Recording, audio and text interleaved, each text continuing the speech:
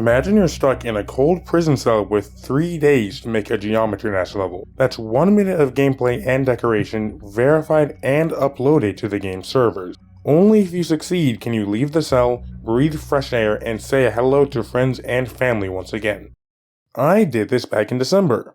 The GDCS Build Jam is an event where you make a full level to a theme in just 3 days. This is no time at all, which forces you to think differently about how you create. But despite the restrictions, plenty of people finished stuff, some of which got a lot of attention. Here, I'll focus on 3 of my favorite levels from the jam. Each one hides a creating tip you can use to improve your levels and gain more skill. And if you want to join these events, consider joining the server with this link. This first level is probably the most conventionally successful, Xanthesiderite by Alpheia. You might have seen this around since it got first place on the feature tab and an Ekpek rate. I think this is a good example of how you don't need years of life to make a good level, just a few days can suffice. So how did Alpheia do this? Well, once you break it down, this level is a lot simpler than it might look. The blocks are all made of basic objects found in the first tab, like these in the first part, these in the second, and so on.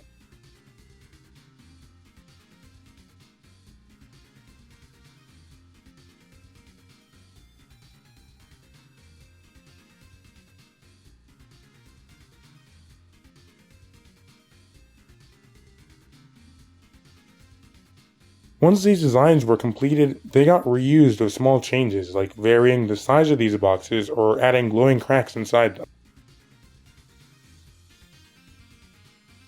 The goal isn't intricate, time-consuming designs, but something passable and interesting. The point is, you don't need intricate detail to make good deco. Take a look at these blocks in the second part. They have a unique design so they stick out from the other blocks, and they move up and down to the music. They change color and shake the screen as they slam into the ground, alongside an animated object that really sells the force of the landing. These are details, don't get me wrong, but you don't need years to make them. Be efficient, not exhausting. Of course, this doesn't work for everything. Sometimes you want intricate details, whether it's because you have the time to add them, to make objects feel important, or just for an aesthetic choice. But sometimes, the themes and message in your level matter more than the visual detail. Where All Ends Meet is a platformer level Ekpek made for this jam. The level may not look like some insane visual spectacle, but that's not the point. Rather than just existing and looking pretty, the visuals are directly tied to the level's ideas. Each part has a unique gimmick that changes how you play it. When combined with the visuals and the level's text, each part plays a role in a story, one about accepting one ending to make way for a new beginning. This message is clearly the level's main idea, as everything revolves around it, from the gameplay to the level's end screen. Could it have been more detailed? Maybe, if Ekpek wanted it. But with such little time to build, it's more important to build your main idea so people understand it. How do you do that exactly? Well, there's no simple answer, but I do have a few quick tips. Make sure you get inspiration. Google search, movies, games, and even other levels will have details you can use to make your ideas come to life. The more inspiration you get, the better. Also, make sure you don't overcomplicate things. When you only have a few days to make something, you won't be able to spend lots of time on realistic rendering. Only add the most necessary details. Finally, get feedback.